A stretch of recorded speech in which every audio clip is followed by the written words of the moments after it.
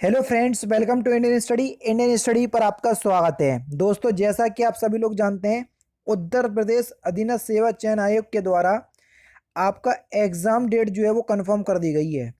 28 और 29 अक्टूबर को जो है वो आपका एग्ज़ाम होगा UP triple S C PET का। उसके बाद भी अगर आप नहीं पढ़ रहे तो भैया रिजल्ट 2 महीने के बाद तुम्हारे हाथ में आ जाएगा। समझ जाओगे कि आप कितने पानी में हो। समझ गए? क्योंकि ये प्रीलिम्स एग्ज़ाम है। इसके बाद मेंस आपको देना होगा किसी भी भर्ती में अगर आपको एक सीट चाहिए। टाइम को ना वेस्ट करते हुए पहले क्वेश्चंस की तरफ बढ़ते हैं। पहला क्वेश्चंस के बिंदुसार किसका पुत्र था? तो अगर हम बात करें दोस्तों बिंदुसार की, तो बिंदुसार जो था ये चंद्रगुप्त मौर्य का पुत्र था। तीसरा ऑप्शन यहाँ पर आपका बिल्कुल करेक्ट। त्रिपिटक ये एक पवित्र ग्रंथ है।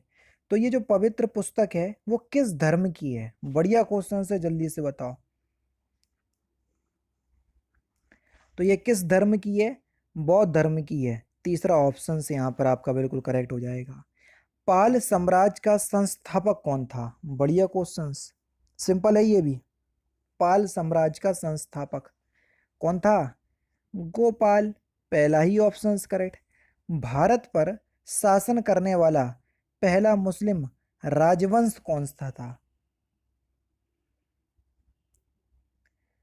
सही आंसर आपका क्या हो जाएगा सर? गुलाम राजवंश। कौन सा? गुलाम वंश। दूसरा ऑप्शन से यहाँ पर आपका बिल्कुल करेक्ट हो जाएगा। शिवाजी महाराज के शासनकाल में मंत्री परिषद को किस नाम से जाना जाता था? जल्दी से बताओ। तो जो शिवाजी के जो मंत्री थे उनको कहते थे हम अष्टप्रधान, और जो कृष्णदेव राय के जो मंत्री थे उनको बोलते थे अष्टदिग्गज। तो दोनों में सिर्फ थोड़े से ही नाम का फर्क है, इसलिए आपको बता रहा हूँ। ठीक है। चौथा ऑप्शन यहाँ पर आपका बिल्कुल करेक्ट। प्रार्थना समाज के संस्थापक निम्नलिखित में से कौन थे? जल्दी से बताओ। बता चुका हूं मैं प्रार्थना समाज के बारे में आपको। कौन थे? आत्माराम पांडुरंग। दूसरा ऑप्शन बिल्कुल करेक्ट हो जाएगा। काकोड़ी षड्यंत्र मामला किस वर्ष में हुआ? जल्दी से बताओ। सिंपल क्वेश्चन है। तो काकोड़ी षड्यंत्र मामला किस वर्ष में हुआ? तो ये वर्ष 1925 में हुआ था सर। पहला ही ऑप्शन यहाँ पर आपका बिल्कुल क्या हो जाएगा सर? करेक्ट हो जाएगा। ठीक है। सुभाष चंद्र बोस ने निम्नलिखित में से किस पार्टी की स्थापना की? बढ़िया क्वेश्चन से, जल्दी से बताओ। तो सुभाष चंद्र बोस ने किस पार्टी की स्थापना की थी? फॉरवर्ड ब्लॉक की। दूसरा ऑप्शन, चौथा ऑप्शन बिल्कुल करेक्ट। वह अधिनियम जिसने भारत में सत्ता ब्रिटिश ईस्ट इंडिया कंपनी से ब्रिटिश क्राउन में स्थानांतरित की थी, किस अधिनियम के तहत? भारत सरकार अधिनियम 1858 के तहत। पहला ऑप्शन से यहाँ पर आपका बिल्कुल करेक्ट हो जाएगा। स्वराज पार्टी के निर्माण में मोतीलाल नेहरू के साथ निम्नलिखित में से किसकी प्रमुख भूमिका थी?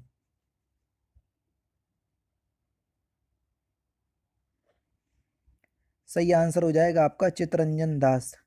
चौथा ऑप्शन यहाँ पर आपका बिल्कुल क्या हो जाएगा सर? करेक्ट हो जाएगा। कौन सा ऑप्शन? चौथा ऑप्शन बिल्कुल करेक्ट।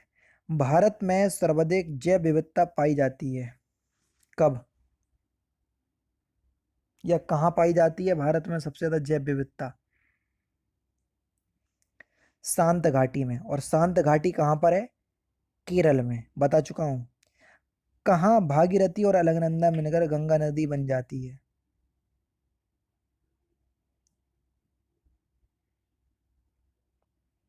देवप्रयाग में, है ना। दूसरा ऑप्शन बिल्कुल करेक्ट हो जाएगा। कौन सा ग्रह सबसे ज्यादा चमकीला है? सिंपल क्वेश्चन, जल्दी से बताओ। तो सबसे ज्यादा चमकीला ग्रह कौन सा है? शुक्र। इसी को पृथ्वी की जुड़वा बहन भी कहते हैं। इसी को सांझ का तारा, भोर का तारा, इसी को कहते हैं। दूसरा ऑप्शन करेक्ट। दुनिया की सबसे बड़ी ताजे पानी की झील कौन सी है? पूरे वर्ल्ड की बात हो रही है। ताजे पानी की झील। ताजे पानी का मतलब मीठे पानी से है।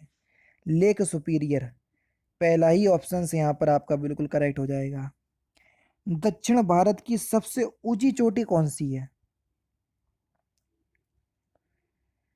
तो दक्षिण भारत की सबसे ऊंची चोटी है अनाईमोड़ी, पहला ही ऑप्शन बिल्कुल करेक्ट।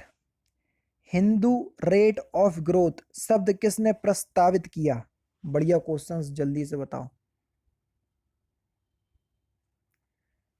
तो आपका जो सही आंसर हो जाएगा वह हो जाएगा आपका राज कृष्णा, दूसरा ऑप्शन बिल्कुल करेक्ट हो जाएगा। भारत में कृषि क्षेत्र में समानता किस प्रकार की बेरोजगारी पाई जाती है? भारत के कृषि क्षेत्र में तो किस प्रकार की बेरोजगारी पाई जाती है?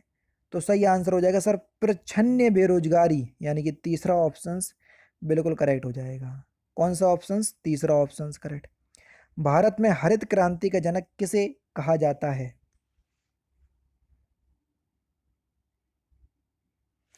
जल्दी से बताएं, भारत में हरित क्रांति का जनक। तो भारत में हरित क्रांति का जनक किसे कहा जाता है? एम एस स्वामीनाथन को, दूसरा ऑप्शन करेक्ट।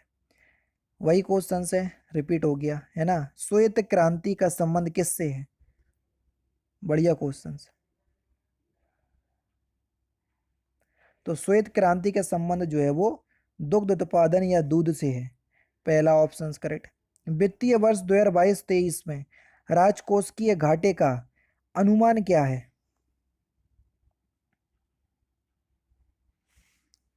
जीडीपी का 6.4%, चौथा ऑप्शन करेक्ट। संविधान के 73वें संशोधन द्वारा पंचायतों को निर्दिष्ट किए जाने वाले कार्य निम्नलिखित में से वर्णित हैं, किस सूची में? तो ये 11वीं सूची में वर्णित हैं, पहला ही ऑप्शन करेक्ट हो जाएगा।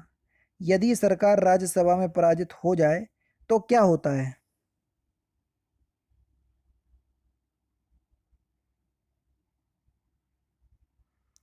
राज्यसभा में पराजित हो जाएगा तो क्या होगा? कुछ नहीं होगा, क्योंकि जो सरकार का जो नेता होता है वो लोकसभा का नेता होता है, जिसको प्रधानमंत्री बोलते हैं। तो उपयोग में, यानी कि प्रधानमंत्री अपना त्यागपत्र दे सकता है? नहीं, ऐसा भी नहीं होगा। संसद भंग हो सकती है? ये भी नहीं होगा। राष्ट्रपति शासन लागू हो जाता है? ये भी नहीं होगा। चौथा ऑप्शन यहाँ पर आपका बिल्कुल करेक्ट हो जाएगा। 6 महीने के भीतर उसको लोकसभा की सदस्यता, अगर लोकसभा का सदस्य नहीं है तो धारण करनी होगी। तो कहीं ना कहीं से तो वो हो ही जाता, समझ रहे? तो चौथा ऑप्शन करेक्ट हो जाएगा। राष्ट्रपति के उम्मीदवार के लिए क्या आवश्यक नहीं है? वे 35 वर्ष की आयु पूरा कर चुका हो, ये बिल्कुल आवश्यक है। दूसरा है आपका पढ़ा लिखा हो? नहीं भैया, अगर वो पढ़ा लिखा भी ना होगा तो भी काम चल जाएगा। दूसरा ऑप्शन करेक्ट हो जाएगा। क्वेश्चन नंबर है आपका 25 कि निम्नलिखित में से कौन सा सुमेलित नहीं है? जल्दी से बताइए। भाग 2 में नागरिकता है, बिल्कुल है, सही है। भाग 3 में मौलिक अधिकार हैं, बिल्कुल है, बिल्कुल सही है। भाग 4 में राज की नीति नेतृत्व है, बिल्कुल सही है। भाग 5 में मूल कर्तव्य है, नहीं, बस यही गलत है। क्योंकि मूल कर्तव्य जो है वो 4 का में है। कहाँ पर है?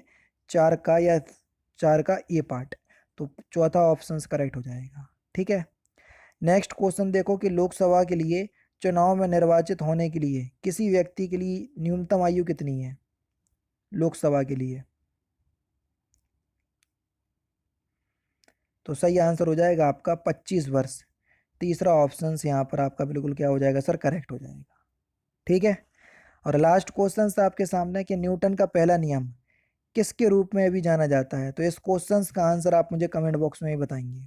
तो दोस्तों ये थे आपके इंपॉर्टेंट क्वेश्चंस जो कि आपके आने वाले exam UP triple S C PET के लिए बेहद इंपॉर्टेंट है। वीडियो अगर आपको अच्छी लगे तो प्लीज़ दोस्तों वीडियो को लाइक और शेयर जरूर कर दीजिएगा। बाकी यार फिर मिलते हैं नेक्स्ट क्लास में, नेक्स्ट सेशन में। जय हिंद, जय भारत।